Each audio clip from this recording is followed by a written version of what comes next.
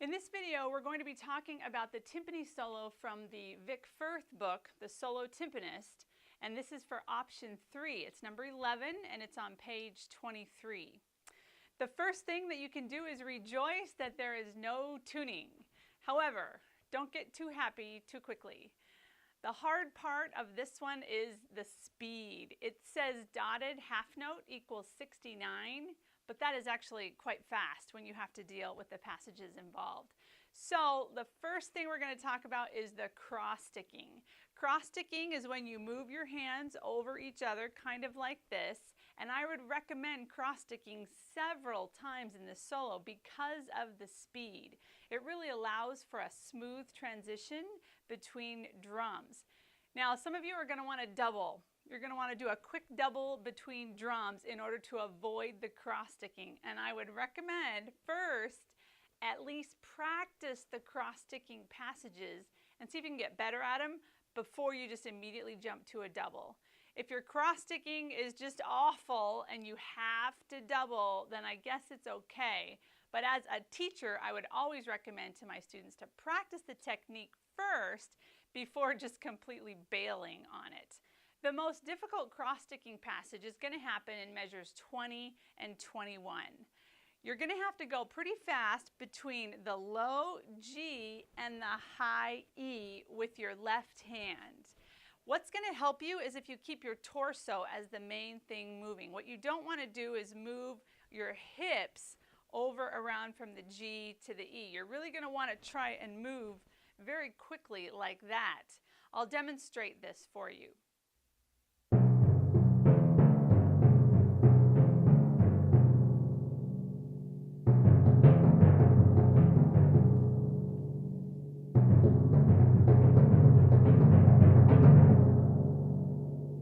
You'll notice that I did the cross-sticking passage at 3 different tempos, which I highly recommend. What you want to try and avoid is a great big accent on the E. Because of the velocity and the speed that you're going to be at, it's going to be easy to let all that speed come into your stroke. And you want to see if you can avoid that. No accent on the E, and that just takes some control.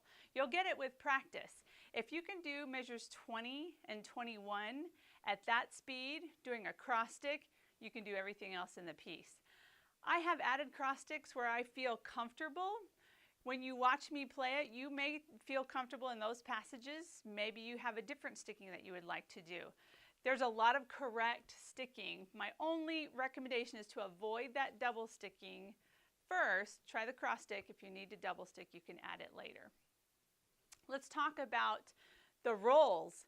There are only 3, and they're at the end of line 3.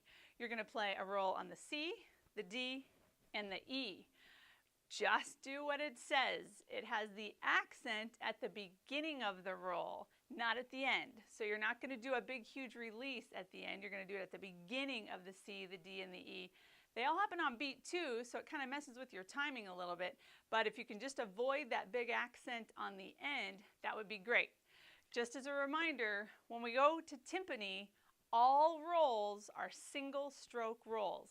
You're going to see 3 slashes just like you would in your snare drum literature. That does not mean multiple bounce on timpani. All the rolls, the general practice on timpani is to play the rolls with single strokes.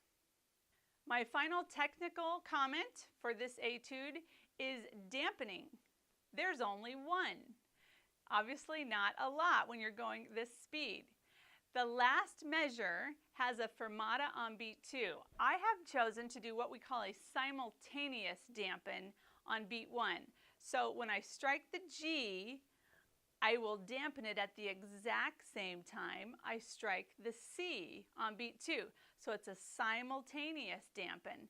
Because there's a fermata over the C, I've chosen to quietly dampen the D. My G is already dampened, and then after a slight period of time, I dampen the fermata on the C. Let me demonstrate that for you.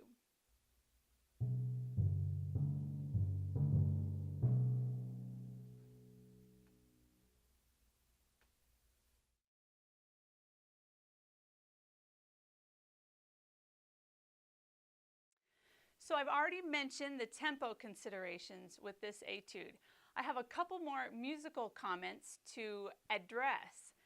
One of the biggest things is going to be phrasing. You have two different meters in this etude, 3/4 primarily, but you have a couple little passages that are 2/2. Now, a lot of times it's really easy to feel 2/2 in 4/4, kind of like a quick 4. I think he'd rather you feel this in kind of a slow 2 with your pulse and with your phrasing. That's why he wrote a 2/2. That's certainly how I think of it. Let's talk about the 3/4. There are many instances where you are going to want to add just a slight agogic accent on the downbeats of every measure. One of those instances I would like to point out is at the end of line 2. It would be measures 8 and 9.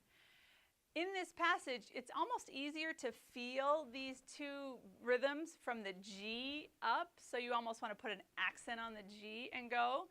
The downbeat happens to be in the middle of the passage, so I've written a tenuto marking over the C in measure 8 and also in measure 9 to remind me to keep the feel in 3/4. When you get to the 2/2 passages, really try and feel it as kind of a duple feel, a slow 2 instead of a plodding 4. That's really my only recommendation for that feel. Let me just mention the dynamics.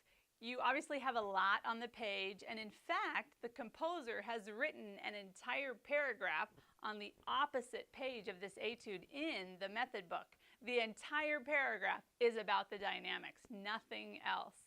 So he really wants you to pay attention to these. He talks about playing a really good mezzo forte. You also have the opportunity to play forte with some accents. You have some diminuendos. You have a pianissimo at the end.